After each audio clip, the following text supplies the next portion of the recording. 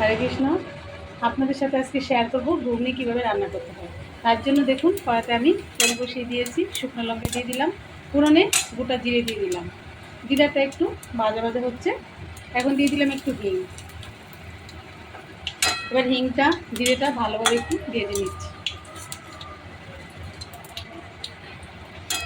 তেলের মধ্যে আমি একটু চিনিও দিয়ে দিয়েছিলাম। একটু তেলে চিনিটা দিলে কি হয়, কালারটা খুব সুন্দর আসে। এখন আমি এখানে নারকেল নিয়েছি, একটু ডুমো ডুমো করে বানিয়ে নিয়েছি। তেলের মধ্যে নারকেলটা দিয়ে দিচ্ছি, নারকেলটা একটু ভেজে নিচ্ছি।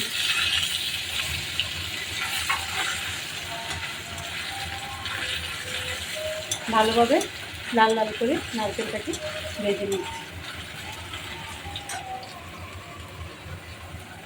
আর এখানে নিয়েছি একটা টমেটো, আদা, কাঁচা লঙ্কা একটু বেটে নিয়েছি। এই যে নারকেলটা ভাজা হয়ে গেছে, এখন আমি দিয়ে দিচ্ছি ওই মশলাটা।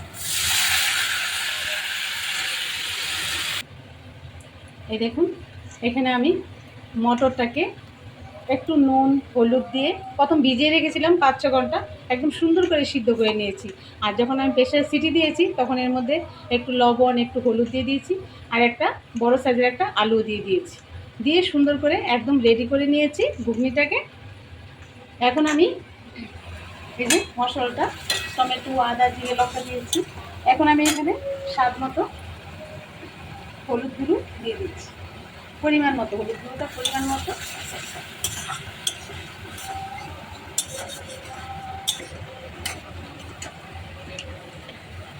আর এখানে দিয়ে দিচ্ছি একটু কালারের জন্য হাফ চামচ কাশ্মীর লঙ্কা, একটু কালারটা আসবে খুব সুন্দর, তার জন্য ভালোভাবে মশলাটাকে কষিয়ে নিচ্ছি।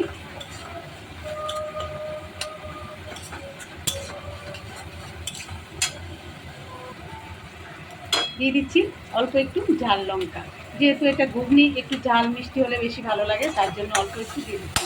লঙ্কাটা আপনারা পছন্দ মতো দিতে পারেন, যদি আপনারা চান কাঁচা লঙ্কা দিয়ে করবেন তাহলে কাঁচা লঙ্কার পরিমাণটা একটু বাড়িয়ে দেবেন, আর গুঁড়া লঙ্কা দিতে হবে না। এবার ভালোভাবে লঙ্কাটা দিয়ে ভালোভাবে ভাজা করে নিচ্ছি মশলাটাকে।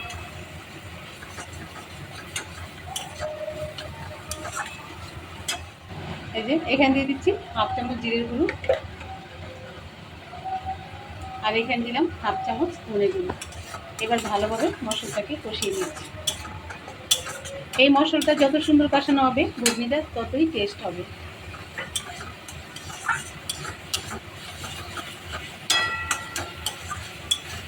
দেখুন আস্তে আস্তে তেল ছেড়ে দিচ্ছে, মশলাটা কষানো হয়ে গেছে। এবার দিয়ে দিচ্ছি হাফ চামচের মতো একটু সাম্বার। এই সাম্বার মশলাটা দিলে ঘুগনিটা একটু টেস্টটা বেড়ে যায়। দেখুন মশলাটা একদম ভাজা ভাজা হয়ে গেছে। এখন আমি ওই সিদ্ধ করে রাখা সেই মটর দিয়ে দিচ্ছি।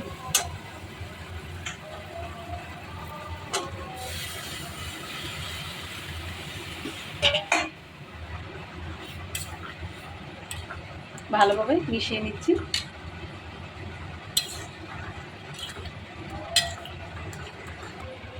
স্বাদ মতো লবণ দিয়ে দিচ্ছি, লবণ দিয়ে ভালোভাবে মিশিয়ে নিচ্ছি। এবার ভালোভাবে ফুটিয়ে নিলেই ঘুগনি হয়ে যাবে। দেখুন ঘুগনিটা ফুটে এসছে। আমি এখন দিয়ে দিচ্ছি একটু ভাজা মশলা। এই ঘুগনির মেন কিন্তু এই ভাজা মশলাটা। ভাজা মশলাটা যখন লাস্টে দেওয়া হয় তখন ঘুগনিটার স্বাদ অনেকটাই বেড়ে যায়, আর খুবই ভালো হয়, টেস্টি হয়। আপনারা চেষ্টা করবেন যাতে এই লাস্টে ভাজা মশলাটা দিতে। আর নামানোর আগে একটু ঘি দিয়ে দিচ্ছি।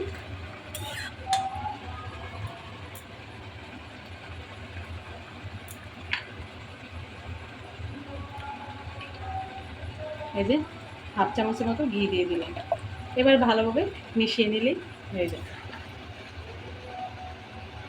আলুটাকে একটু আমি খুন্তির সাহায্যে একটু ভেঙে দিচ্ছি, যাতে একটু সুন্দর গাঢ়া গাঢ়া হবে। আর এটা ঘনত্বটা এরকম আছে, আর এই ঠান্ডা হলে আরেকটু থেমে যাবে, একদম পারফেক্ট হবে ঘুগনিটা। এখন আমি ঘুগনিটা নামিয়ে দিচ্ছি। নামিয়ে দিয়েছি কড়া থেকে। এই যে ঠান্ডা হয়েছে, একদম মানে সুন্দর, একদম গাঢ়া গাঢ়া হয়ে গেছে।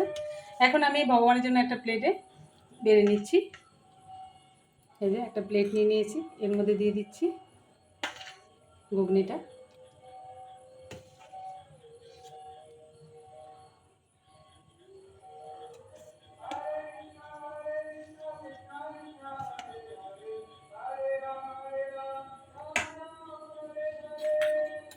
আর এখানে একটু গরম জল দিয়ে একটু তেঁতুল ভিজিয়ে রেখেছিলাম, একটু তেঁতুলের পাল্পও দিয়ে দিচ্ছি।